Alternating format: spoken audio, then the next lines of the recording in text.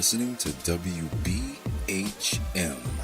Digital Broadcasting, the best in paranormal talk, only on Paranormal Experienced Radio, broadcasting live out of Birmingham, Alabama. And we are back. I am Kat Hobson, host of Paranormal Experienced Radio, with my guest, John Blackburn. And we were talking, John, about the trance meditation and about them being able to get you out. And thank God for Maxine, right? Mm-hmm. So, yeah, indeed. She's brilliant. I'm glad she was there. It's like I was saying to Maxine, really, and everybody else on the day. I wouldn't be able to get myself out of it in time. You know, I would be okay. But they felt like they thought enough was enough, and they needed to get me out there. The thing about Physical Earth really is me getting myself closest to spirit that I can do, allowing spirit to actually use my body, let's say. And by doing that, you've got to go deep into trance. Trance mediumship is something that I personally am not very comfortable with, because I feel that you're relinquishing such control. And I am a control freak to a degree. And I don't trust my skills quite as much. Yet, certainly not as much as you do, because I don't have that training that you have. Does it not make you nervous? No, nothing makes me nervous, really. I need, you can't be nervous if you need to push boundaries and it is to your achieve passion. what you want to achieve. It is what you want to do. Yeah. For you, that's it. Definitely. Yeah, definitely. It's getting as close to spirit as I can do. I want things to be seen on camera. Michael Postlethwaite, this gentleman who I work with, he's the one who did all the filming. And we spoke about capturing a transfiguration on film is very difficult. And he thinks that, he thinks he'd be able to get some. He's got some filters, and the idea actually, I think, he got from an element of the skull experiment. Yes. And we're going to try that, but that needs to be in total darkness, really. So we're going to try that. But our next episode of Physical Earth was at a place called Rendlesham Forest. I saw that, but that's what was next. Did you? Oh, sorry. Did you enjoy that? Rendlesham Forest was I've been to Rendlesham Forest about 4 or 5 times now. Mm-hmm. You've led tours there, right? Like overnight tours. Yeah, basically what we do, Kat, to be honest with you, is everything that we do it takes funding at the end of the day. Mm-hmm. With transport to get to your places and things that you need. And what we do is we do the filming in the daytime, because it's Physical Earth is kind of there was a TV program many years ago when I was a kid, and it was called The Mysterious World of Arthur C. Clarke. Mm-hmm. And it was the first of its kind, the first program of its kind to actually cover all the supernatural, really. And I wanted that feel to Physical Earth, where the first start of it is kind of like a documentary, and then it's followed by an investigation. Mm-hmm. So we do the filming in the daytime, we do the documentary style filming first of all, and then we allow the general public to take part in the investigation side of it, and we charge a very small fee, and at Skidbuck Church it was only £10 a person, right? Which is something like $8, I guess, or something like that. Which is a fantastic price for an opportunity like that. Well, we can't run Physical Earth on nothing, No, you can't. Because we wouldn't get anywhere. We wouldn't be able to do the filming. So it just basically pays for that. So it just pays for for what we're trying to fund, and that's it really. We don't make any money out of it.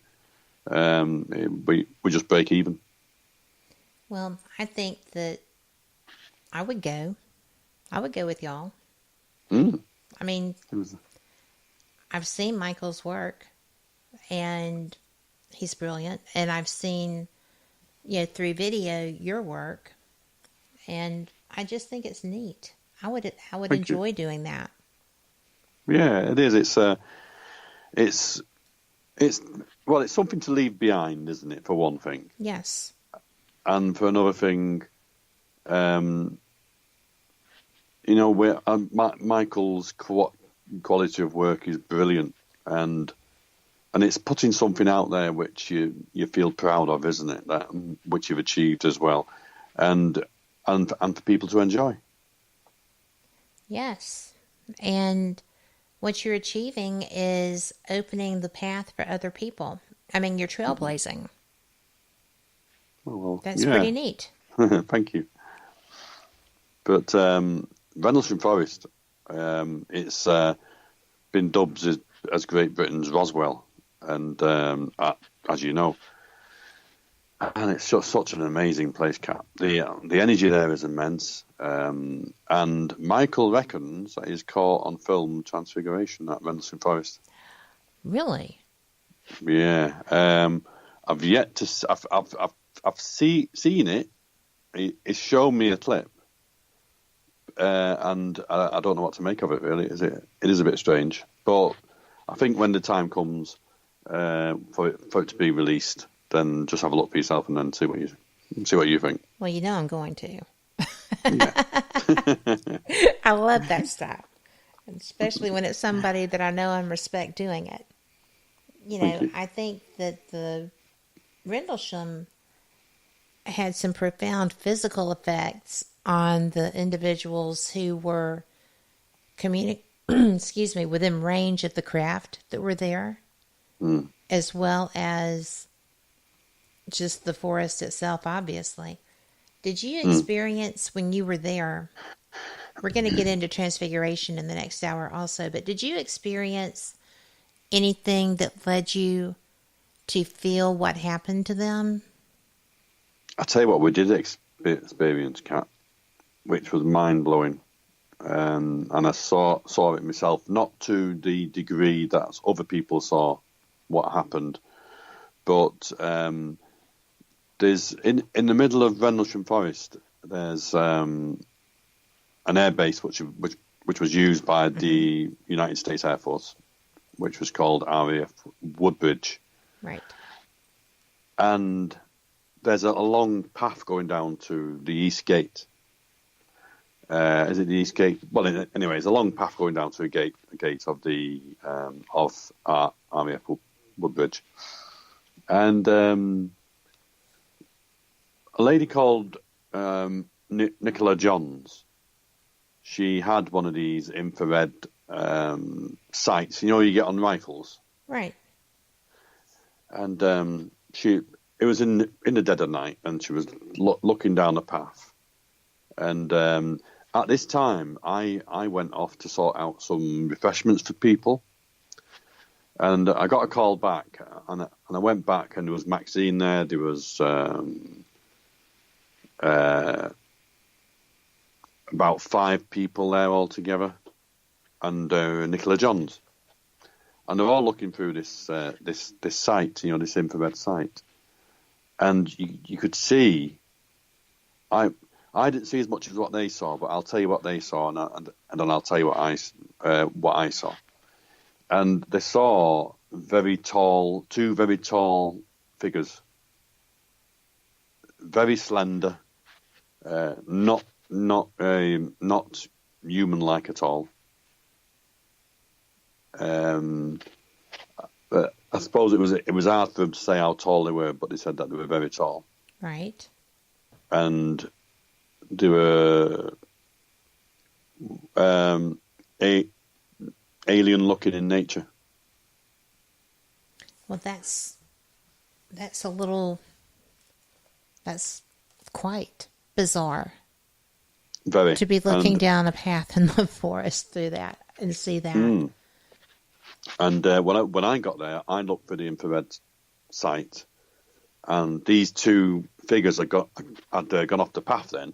Right. But you could see them looking out the trees. You could see them peeping, as in, when someone looks around a corner, they were peeping out the trees, and then they went back in again. And it was very, very, very, very, very strange night. Well, no doubt. I would find that very strange myself. So that is just fascinating and a little scary. So, I am bold and fearless, and then I come across something, hear about something like that, and I'm like, am I really though? Well, because I try to be. I could tell you a lot more, Kat. I can't mention the gentleman's name, but I've spoke to him on the phone. I met him in person last time we went to Rendlesham Forest, and he used to work at RAF Woodbridge, and he's very, very coy about giving his name out to anybody, really. I mean, because at the time when he worked there, they were told if they told anything that they saw, then they would be sacked. Yes. But I think it's even now he doesn't work for RAF Woodbridge anymore, he's still very careful what he says. But he did tell me a couple of things, and this one will freak you out a little bit, Kat. He was working on the base, and there was a guy there sat in his truck. And basically what they saw, and it's been seen a couple of times now, a manta ray? Yes. What they saw was what looked like a manta ray coming towards the truck. And they said it was very, very large. It had lots and lots of legs, or it looked like it had lots and lots of legs. And this guy was so terrified in what he saw that he actually kicked out the windscreen of the truck to get out. Why he didn't open the door, I don't know. Maybe this thing that he saw was on that side of the truck, maybe. But he felt the need to kick out the windscreen of the truck. Other things, they believe that what went on there. I mean, I'll just tell you a little bit. I won't tell you the whole thing. But they reckon what went on there has opened the portal. Yes. And it obviously lets things in, and people see all sorts of strange things. Do you know that a manta ray walking would be terrifying because the way their faces are, they always have that smile with the flaps and stuff, and to have something putting off a negative or a scary vibe with that smile has to be rather like people who are scared of clowns. A not dissimilar experience. When you're working with UFO on the UFO side of things, it's a different ball game, isn't it? It's a different ball game. It is entirely different because when you're dealing with spirits, you're dealing with humans, right? Mm-hmm. And you feel that you have, most of the time you are, and you feel that you have some modicum of control because you are one. Mm-hmm. So you feel that you know how they're going to react. When you're dealing with ETs, all bets are off. And there's no way that you can find a comfort, or I cannot imagine someone in the field finding a comfort zone if they're actually being approached. Well, this is the thing I'm doing as well. This is what I took to Rendlesham Forest. I was combining, because I knew what's there. Right. Again, pushing the boundaries again. And to be honest with you, Kat, I got slated by the UFO community